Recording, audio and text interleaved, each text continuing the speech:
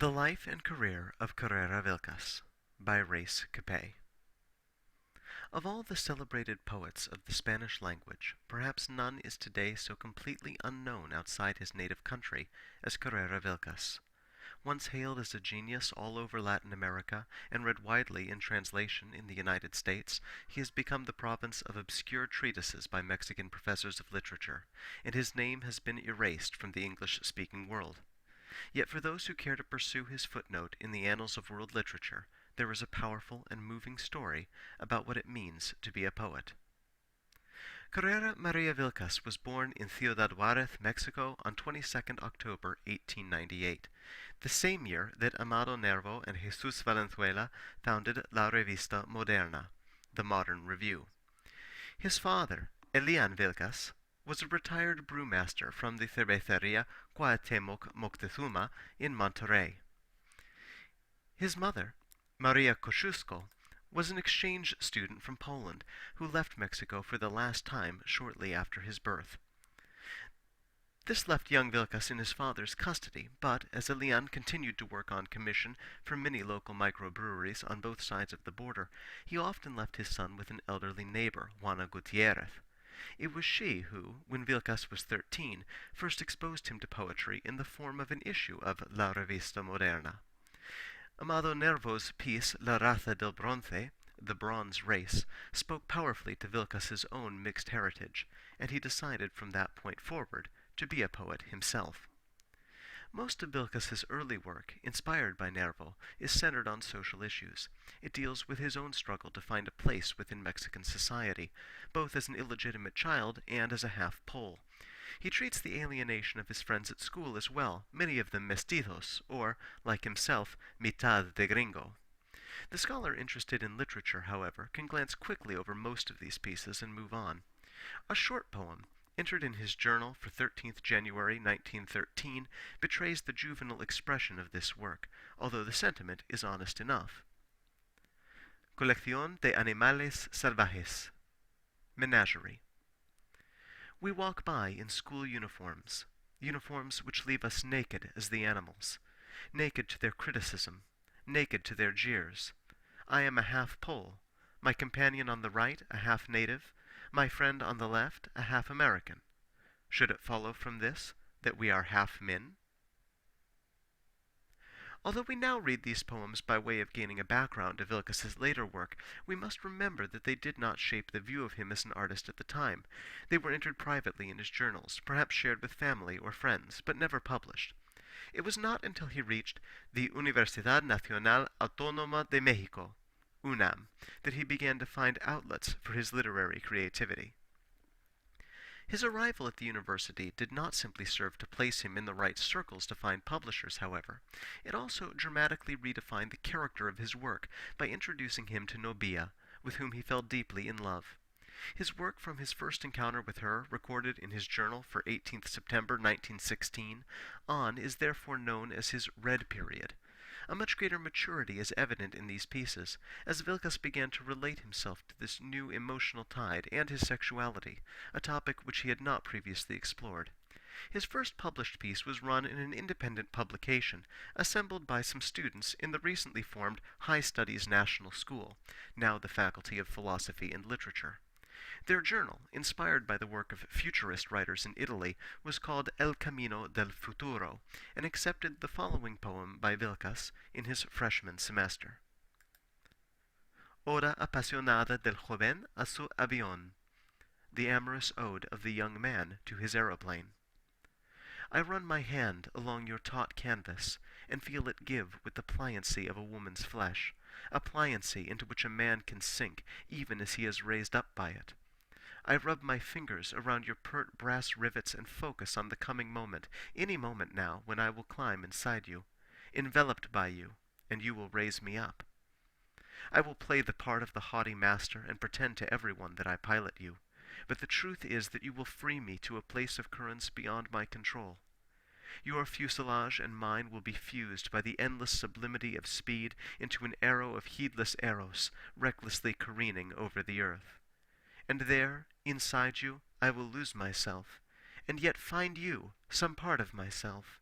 find in you the self which I would be had God bothered to give me wings.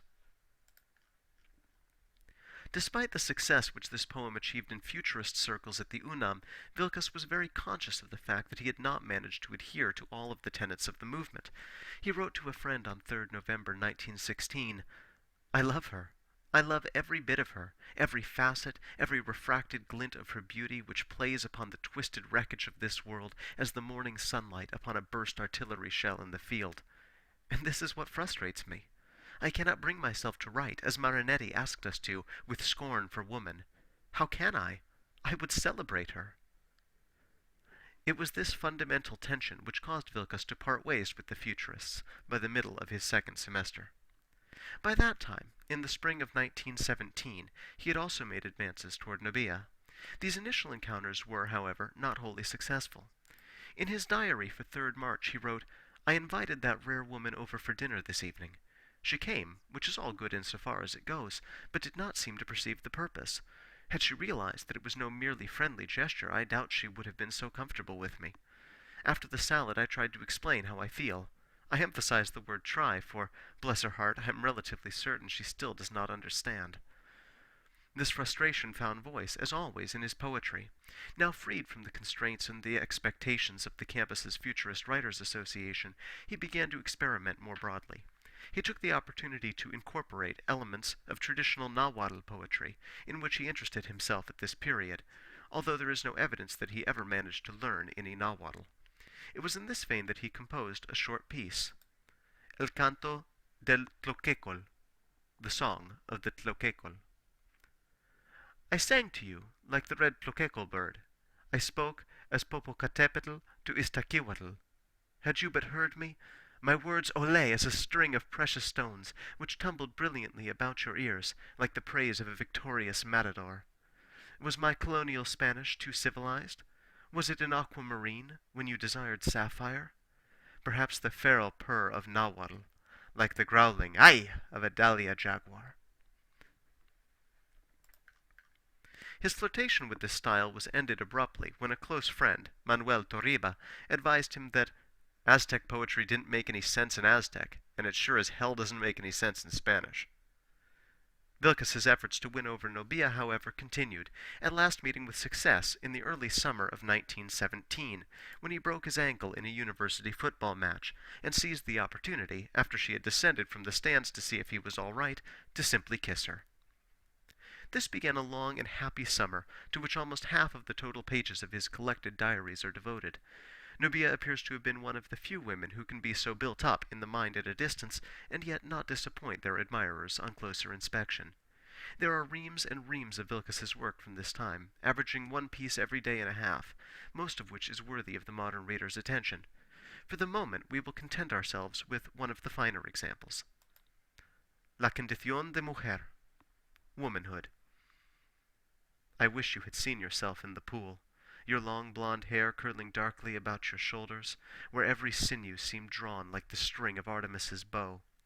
The steam rising off the water surrounded you, enshrouding you like a pagan deity or a jungle cat. Yes, you were the leopard, whose graceful femininity knows no weakness.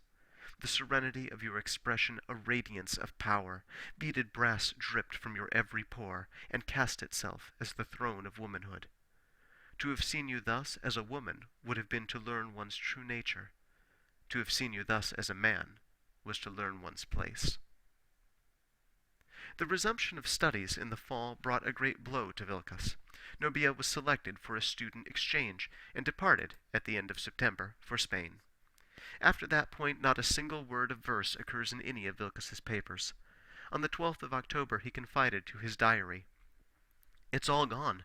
Whatever there was of my gift has left with her. I want more than anything to tell her how I love her, to make certain that she knows, and yet I can't. It is the spring all over again, but this time the fault is mine." His friends made efforts to raise his spirits, reminding him frequently of the limited duration of her absence. Manuel Torriba wrote to their mutual friend Carlos Largo, "What am I to do with him? Reason has no traction on his mind.